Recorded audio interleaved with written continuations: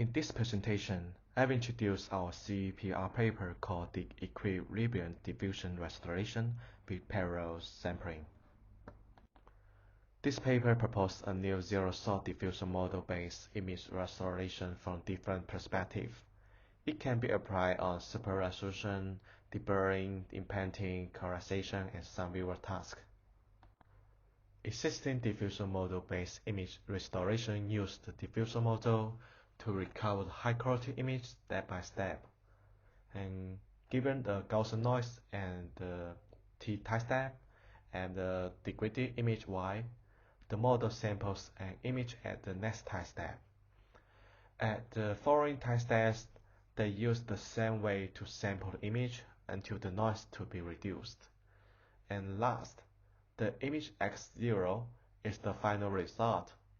However, this method has expensive sampling time and high computational cost.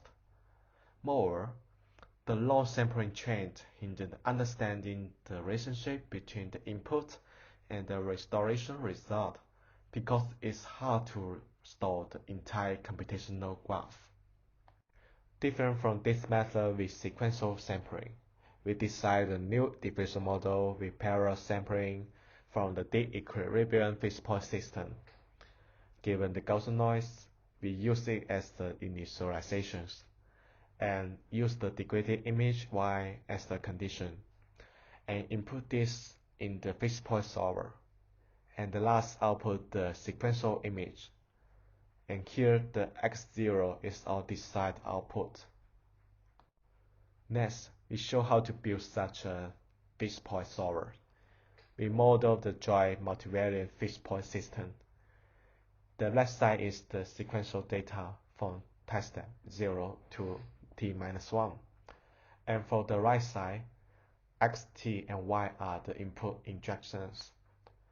They can be implemented by the very lower triangular inverse process. For the image at the time step t-k, we derive a cost-form solution by modeling the entire sampling chains.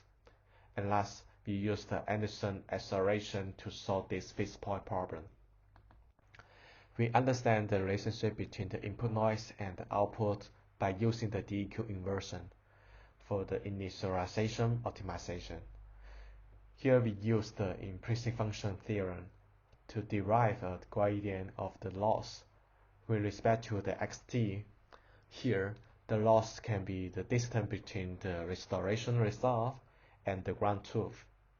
And the term in green is the inverse Jacobian.